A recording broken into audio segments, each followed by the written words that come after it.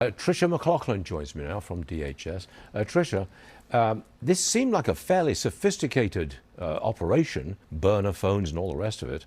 And you had an informer. That's how they were caught.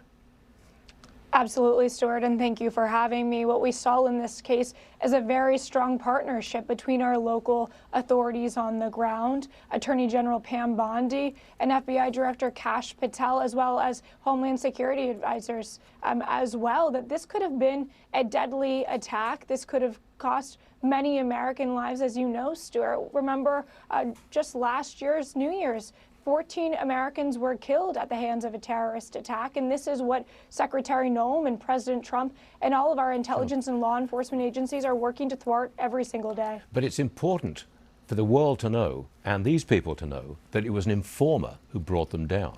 Because all other groups who may be plotting something similar, they now have to worry about an informer. They will be on their guard. I think it's a good idea to get that out there, that an informer got to them.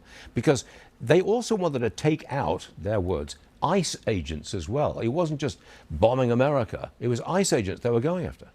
No, absolutely, Stuart. And we're seeing that time and time again. I've talked to you on this program before about the fact our ICE law enforcement are seeing 1,000% increase in assaults against them every single day. But also, you'll remember just 2 months ago, there was a terrorist attack against our ICE law enforcement officers out of Texas. And I really think that we have to remember, as Americans, this cannot be a partisan issue. This has to be an American issue. This is about supporting our law enforcement, making sure that they know we have their back, and reminding each and every person that terrorism has absolutely no place in the United States of America, and we will hunt it down every step we can.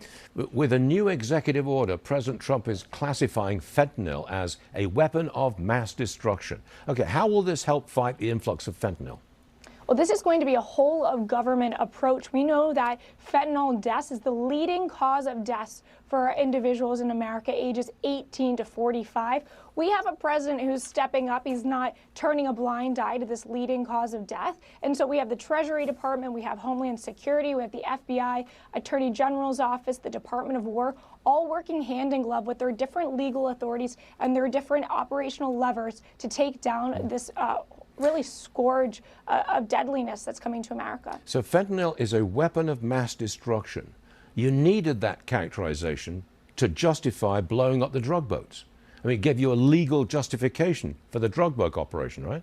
Well, absolutely. It gives us that legal authority, not just in these drug boats, but really to prosecute, investigate, and go after those cartels and traffickers who are seeking to do harm to the American people. So, of course, it does give us that legal authority, but also operationally very key, too, in how we can investigate and go after these perpetrators. It's difficult to know how to stop this or to reverse this level of anxiety, which there clearly is in America today, with all these immigrants who have come, with, including some terrorists, the guns that are all over the place. There's a sense of anxiety in this country. I don't know how you tackle that. Well, Stuart, I think that's why we wake up every single day and do our jobs. Of course, illegal immigration has gotten a lot of attention, as it should. There's been about 20 million illegal aliens who came into this country in the last 4 years alone. But we also have to look at, over the last 4 years, what happened with our legal immigration system, how that was exploited through parole programs, through systems like temporary protected status that were giving temporary protected status and other sorts of visas to those who sought to bring harm to the United States of America. We're talking about terrorists. We've caught them coming through these systems.